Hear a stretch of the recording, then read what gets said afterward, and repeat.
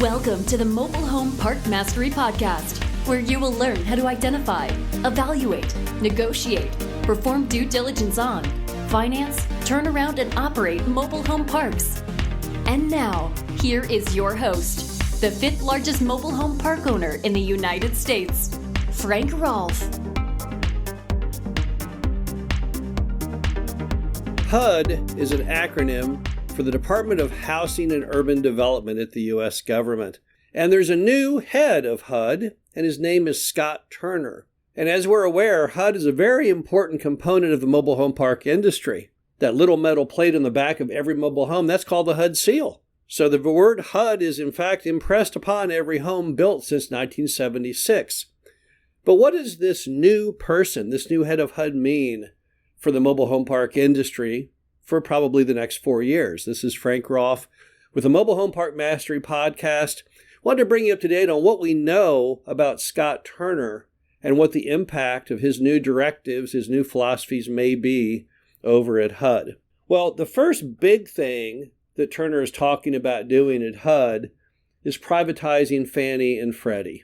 Now, as we all know, Fannie and Freddie is a gigantic lending institution. It serves only housing, and it's a big proponent of apartment loans, and single-family loans, and mobile home parks. In fact, over half of all mobile home park transactions in the U.S., based on dollar value, are Fannie-Freddie. So privatizing Fannie-Freddie would be kind of a big deal. It's been discussed in the past, but it looks like Trump for the first time might really get it done. So what would happen if Fannie-Freddie became privatized? Well, the first thing is they would become then a real business, and people who work there would be really accountable for how they do. And what that means is they would be more competitive in all likelihood. So they might go ahead and make more loans, get more capital out there to mobile home park buyers, those who are doing refinancing. So the general attitude of being more aggressive in the world of lending is positive if you're a borrower. There's no question of that. But equally importantly, if they were to privatize, it would probably kind of end that tenant bill of rights part of what happens on many Fannie-Freddie loans today. Because during the Biden era, Fannie-Freddie took on this new turn of events following COVID, where they were part bank and part kind of a moral change advocacy group. And it was really kind of odd. So suddenly, if you had a Fannie-Freddie loan, you might have to not evict people as quickly as the law might allow and make other concessions.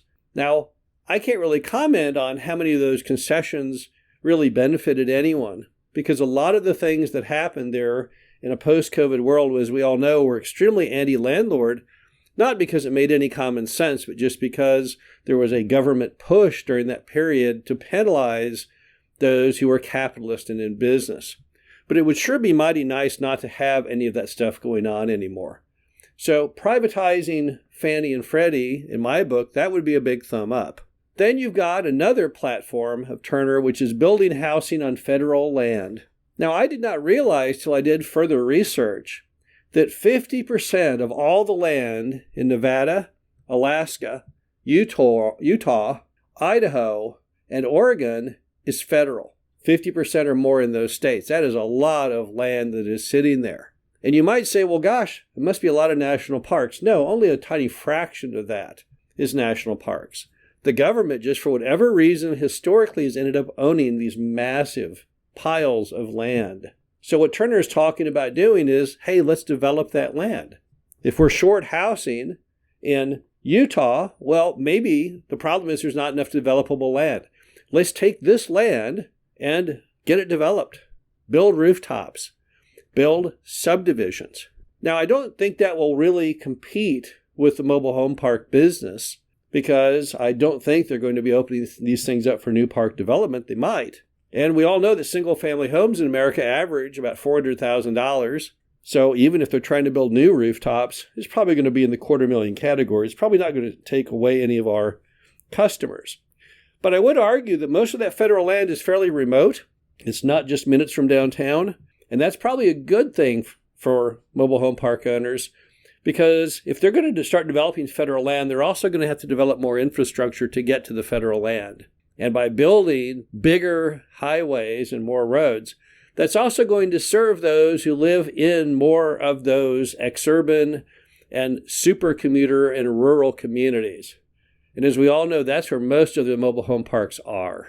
Now, that platform is not going to really have a lot of impact in most of the other states. This is a very state-specific item. But nevertheless, I would think that by developing the federal land into more stick-built homes, it will definitely also help park owners in those states. Also, Turner plans to continue to push opportunity zones. Opportunity zones are those in which you get tax advantages from trying to bring impoverished areas back to life. I haven't seen a lot of mobile home park deals happen in opportunity zones, but some have. But once again, there's a whole lot of mobile home parks that lie outside of urban areas. And a lot of the opportunity zones are, in fact, located more in suburban areas. And this would definitely benefit communities, and that would, as a byproduct, help out park owners. So once again, I think it's probably a good thing. This next one is really big for the mobile home park industry, and that's Turner's platform to put more help to rural areas. In fact, he wants to change the name of HUD. He does not like the use of the word urban in the Department of Housing and Urban Development. He wants to take urban out because he feels that by having urban in the name, it implies that they treat urban cores with greater deference than suburban and rural areas. So he wants to refocus on everywhere, not just the big cities, small towns, supercommuter areas, those type of things. And there's a lot of mobile home parks in those areas. So by revitalizing rural areas, he will also be revitalizing the general community in which a lot of mobile home parks are located. I would say that one item is huge for the mobile home park industry. You rarely see a mobile home park in an urban core area. I know in St. Louis, the closest major city to me, there's not one single mobile home park in the entire urban footprint of St. Louis. All of the parks are suburban, exurban, supercommuter, rural, but there's none that's urban. So if you take HUD and you start giving it more of a non-urban flavor, that's definitely going to be to the taste of most mobile home park owners. Next, he wants to remove a lot of the regulations and go back to a free market. And of course, all park owners should like that. We have suffered under so many rules and regulations from HUD, stemming all the way back to the 1976 takeover of the manufacturing side of the industry. Prior to that, there were hundreds of mobile home manufacturers. Some would argue some of those early models, based on a comparison today, were perhaps even better built.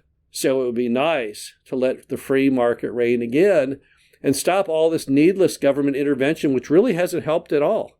If you look at how we're doing as a country when it comes to affordable housing, we're way, way down the list. Just as we are in education, ranked dead last of all of the major developed countries, we're not doing that very good in housing either. And maybe a part of it is we got away from the basic fundamentals of blocking and tackling and the free market and capitalism, which has always served our interests well. And that's why our country is a capitalist country by nature, because we think that's a better system. So the bottom line is when you add it all together, Scott Turner may just be the best thing to happen to HUD in my lifetime.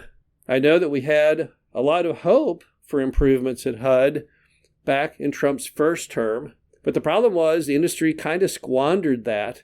The manufacturing side of the industry decided to put all the focus during that era on this concept of cross-mod, a cross between a mobile home and a modular home. They even brought one out on the old, Capitol grounds, and Ben Carson, then head of HUD, walked through it and said, oh, yeah, this is a great idea, but nothing ever came of it because you can't really put them anywhere. You're not going to put them in a mobile home park, and they violate the Uniform Building Code in most cities.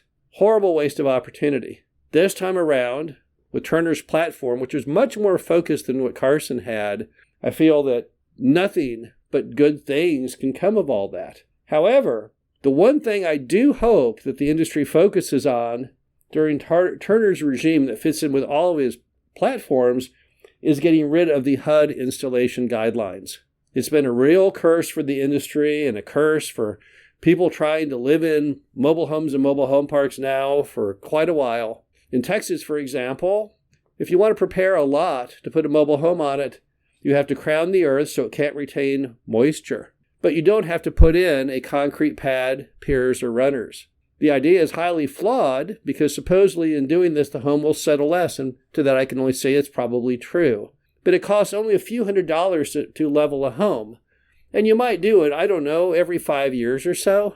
So by spending $10,000 or $20,000 in extra preparation for the lot, you save the end user, $600? Doesn't even dent his annual interest cost in doing so.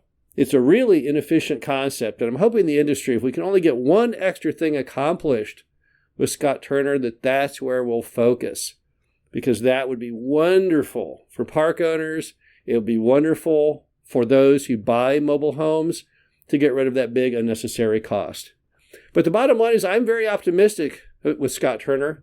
I've read a lot about him, what his viewpoints are, what he feels his role will be.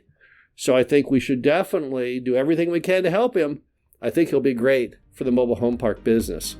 This is Frank Rolfe for the Mobile Home Park Mastery Podcast. Hope you enjoyed this. Talk to you again soon. Thank you for listening to the Mobile Home Park Mastery Podcast. Be sure to visit us at mhpmastery.com to subscribe to the show, read our show transcriptions, and access all of our great information on mobile home park investing.